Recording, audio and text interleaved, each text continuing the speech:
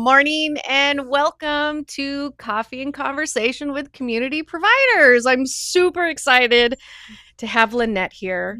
She's the owner of Maxx Therapy Solutions and also the mom of a young adult on the autism spectrum. So Lynnette, how are you? I'm great. I'm great. Happy to be here with you guys. Thank you. Yes. So tell us a little bit about yourself and how you got started in the field of occupational therapy. Yeah. So I started my journey because of my son. He was diagnosed with autism very early. We knew at about like 10 months old that there was something wrong Really, with that him. early, huh? Yeah. Yeah. So he was staring at ceiling fans. He was scared of vacuums. He wouldn't respond to his name.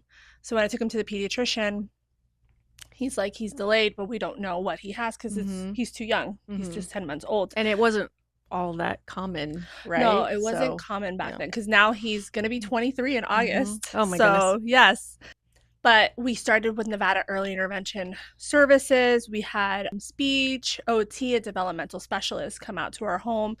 And at about like 2 years old, because he was delayed in fine motor, gross motor skills, once he started reaching those milestones where he was like walking because he was delayed walker and everything, he started tiptoe walking, and then he started lining up toys, and then that's when they're like, well, we think he has autism. So those common red flags that you see listed on every brochure about autism, he had some of the clinical red flags that everybody talks about. Yeah, definitely. And they didn't show up earlier because he was delayed in those skills. So that's why they didn't catch it that quickly. But once they did that, then he transitioned over to the school district right at 3 years old because his birthday's August 1st. He started school towards the end of August, because back then they used to start at the end of August. Yeah. So that's when our journey began, and then we found FEAT, and we've been stuck to you guys ever stuck since. In a good way. Yes, everybody stuck in a good way. Of course. Okay, so we get a lot of questions, and I think parents sometimes confuse occupational therapy and physical therapy. I mean, do those two occupations kind of overlap a little bit? I guess first tell me what occupational therapy is. What is the clinical definition for our viewers? Well, what we focus on is your occupations, the things that you occupy your time with on a regular basis. So I love that. I've never heard it explained like that. That makes so much sense. Yes. So occupation. So we occupy our time with our activities of daily living, getting dressed, going to the bathroom, things like that. Instrumental activities of daily living are outside of us taking care of ourselves, right? Which is like community engagement, mobility, social skills, sleeping, things like that. So those are the things that we focus on. So for pediatrics and adults, obviously it looks different.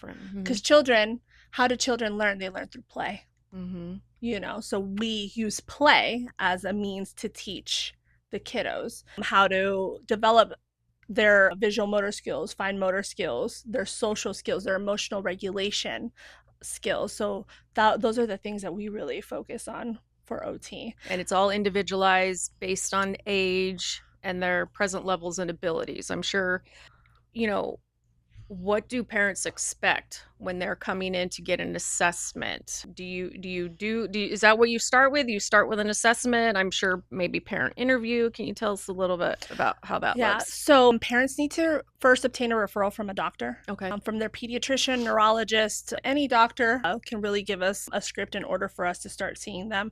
We do a lot of parent questionnaires because a lot of these kiddos, since we're new to them, they don't show us everything. So it takes us kind of some time also to relationship build with them. To build the rapport. To build that rapport. Just like adults, right? We want to build that rapport with that kiddo so we can really see. So it's going to be a lot of adult questionnaires using standardized assessments, like a sensory profile, or we call it the PediCat, which is basically how do they do with their activities of daily living, their mobility, their social skills, cognition. We also ask the parents a lot of questions in the intake regarding their developmental milestones, how they're doing with feeding, how were they a NICU baby, things like that, any illnesses that they might have, any medications that they're currently on.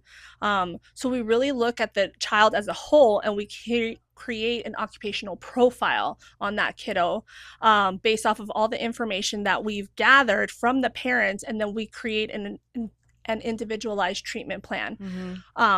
One thing I want to distinguish is that occupational therapy in a clinic is way different than occupational therapy at school. So at school is really the learning to learn skills. When they're in a clinic, then we can really focus on the goals that the parents are really concerned about. Like tying shoes and potty training and things like that that are important for. Yes, because in school they really focus again on those The writing learning to and- learn skills, right? And a lot of the times they'll be in group too. So this is one-on-one occupational therapy services for the patient. Very individualized. So you work with all ages, all abilities. Yes. Okay. Is there any common misconceptions that parents hear or that you hear, you know, going down Google? Is there anything that you would like to clear up for anybody? Any misconceptions? I see one of the biggest ones is that, oh, they're just playing, but we're not just playing. We are developing those fine motor skills, right? With an adult, it's different. Adult that has no cognitive impairments, I can tell them, let's do these exercises, let's do all these things, you know, in order to develop these skills, right? Because they are aware. A lot of these skills are not. So then we use play in order to teach them the fine motor skills, coordination skills, those emotional regulation skills. We are always using play in order to get them to want to play with us, want to interact with us. So I think that's one of the biggest misconceptions that we get. Again, it's that rapport. Our kids aren't just going to go and work with you if they don't have some kind of rapport. So I love that you take time to get to know the individual and play. I mean, they're kids. Yes. They play. And also gain their attention, right? Because our kiddos like to go into their own world, right? Sure. So I really have to do a lot to get them to come out of their world and, hey, come and play with me. You know, because a lot of our kiddos like solitary play or parallel play, right? So then we're really trying to joint play and let me show you, let me teach you, let's play. So then they can start developing those skills. And I think it's, you know, you kind of have a step above some people because you are an autism mom. Like you have worked with your own son for years. So I feel like, you know, I'm an autism mom too. The moms that I have met over the years that have started their own business, they kind of have a little step up because they live it and breathe it. So I feel like they really know how to work with our kiddos. Definitely. I would also say, because my son started ABA at 4 years old and he's 23 now and he still has ABA. So I feel like I know a lot about behaviors, right? I know how to manage the behaviors. My son had a ton of behaviors. So I know about all the systems because they probably used it all with him at some point. So I feel like that also puts me a step above other therapists because I really do know how to manage the behaviors. The challenging behaviors. Yeah. And I'm not really afraid of them, or it's not something that I've probably seen it. My son probably did it to me. Exactly. We've seen it all. So yes. So nothing shocks me, you know? So yeah. Definitely a step up for sure. So you've been in this field for a while. Have you seen anything grow or change in the field for the good, for the bad? Is there anything that you have seen? What I've seen is mostly, I want to say, on the back end side of what people don't see. Unfortunately, insurance companies really dominate what we do. And they're cutting services, they're doing flat rates, you know, which unfortunately that cuts our times like with the kids. So that's something that we're always getting cut.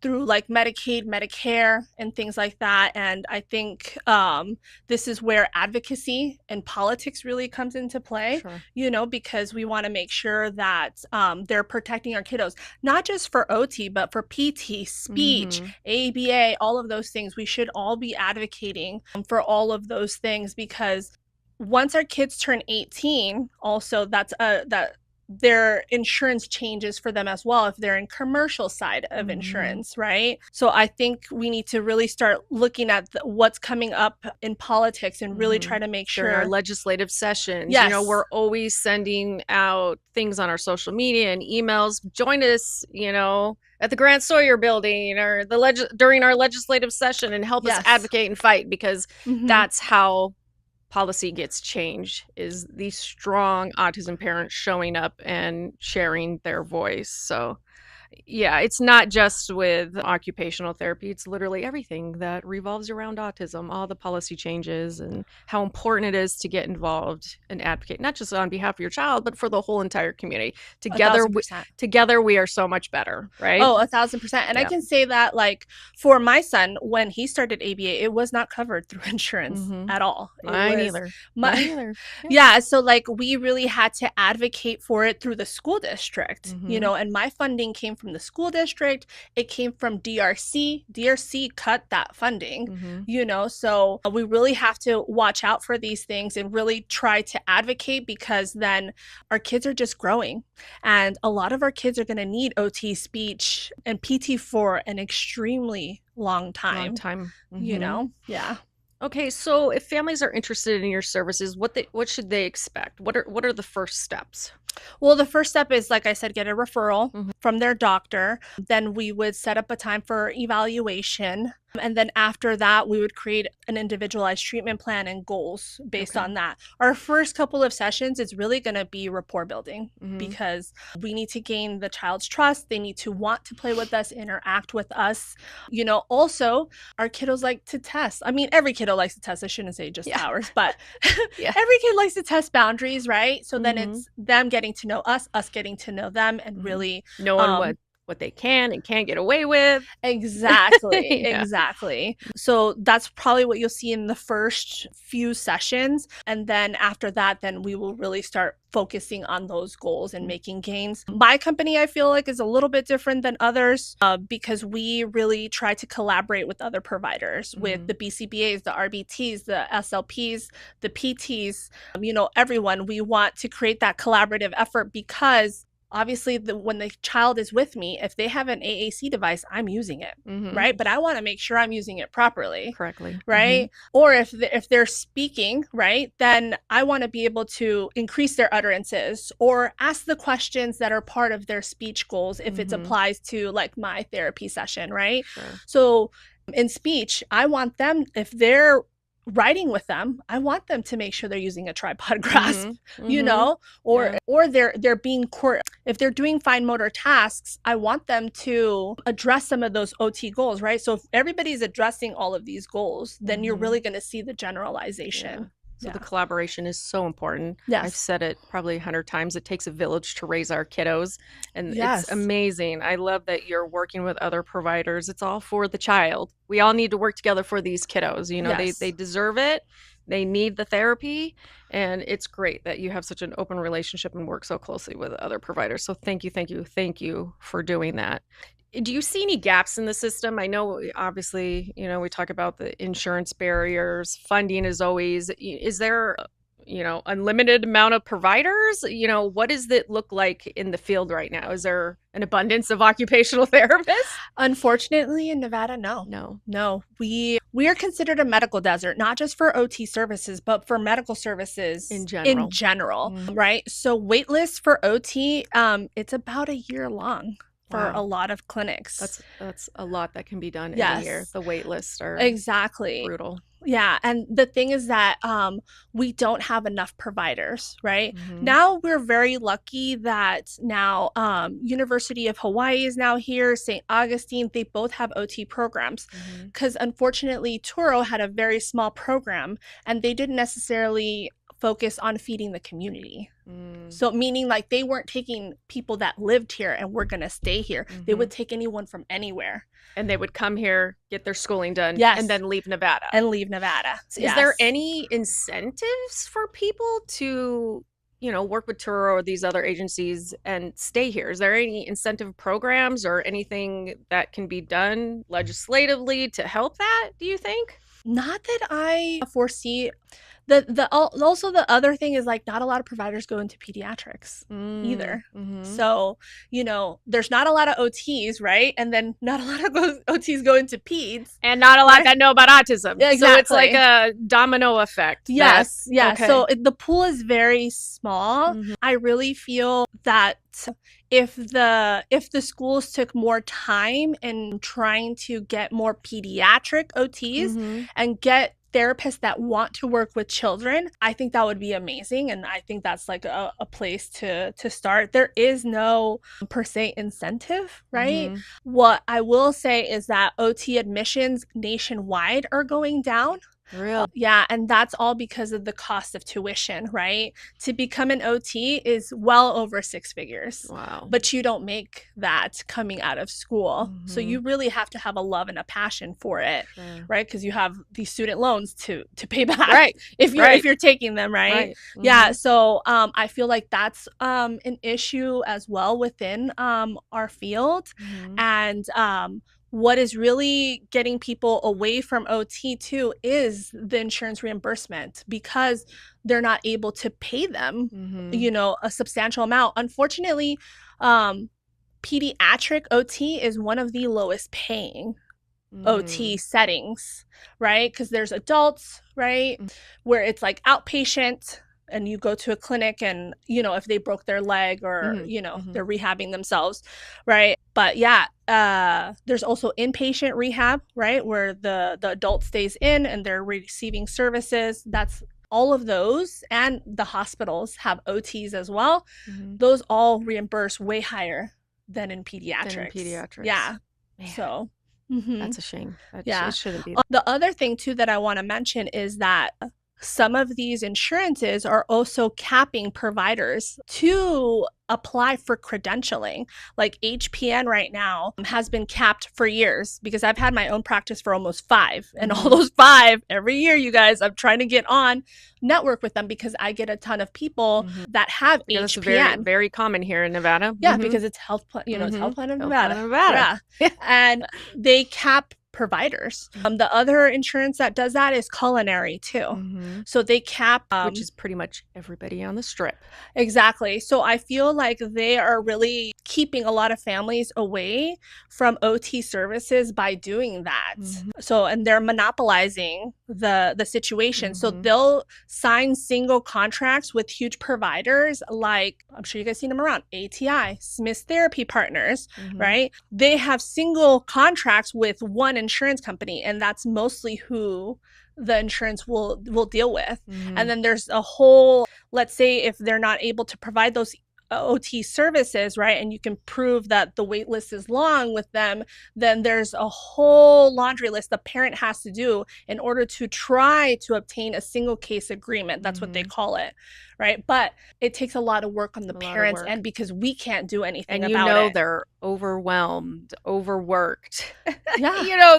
That finding time to do all that is tough. Many of our families work, full time and raising a kiddo with autism and trying different therapies, and right, and they have other kids. That's just one more thing that they have to battle. So definitely insurance is an issue, not just with occupational therapy, ABA, speech, you name it. It's been a challenge for years and years and years. As a parent, what advice can you give to families? How do you think parents should best advocate for their child in Nevada, in this desert landscape? Yeah, I think parents not only need to not just focus on today, but they need to look 5-10 years from now. What is this going to look like for them? Because I've had parents where I'm working with them and I'm like, hey, let's start working on getting an ID. Let's start identifying, I have brown hair, and writing the word brown, or writing their name and writing their birth date, because they're just going to get older. Knowing these important things that they knowing these important things. And where do you see your child? Do you see your child, living at home? Do you see them living in a group home, And what does that look like? And really start looking and taking those steps, even at a young age, because you don't know what the landscape is going to look like. So you got to always keep your eye out there and see what's changing, what's coming down.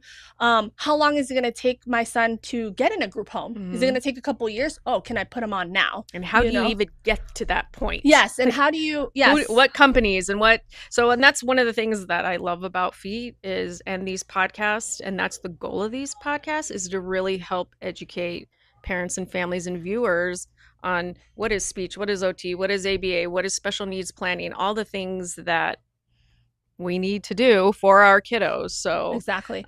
And Also, I want to say, like, if your child has never had like OT services, right, and they're now an adult, they can still come and get OT Mm-hmm. services and we can still work with them. Mm-hmm. Obviously, it'll be a little bit different because the insurance companies really have a lot of things, a lot of documentation that we Mm-hmm. have to provide demonstrating that they Mm-hmm. have medical necessity. Okay. But if you're still struggling with activities of daily living and you have an adult, definitely OT is a way for you to get a provider in to come and really take a look, like, Mm-hmm. why are they not able, for example, to go to the bathroom Yeah. on their own? And let's be honest, our kids and adults act differently for mom, dad. Oh, So a thousand sometimes percent.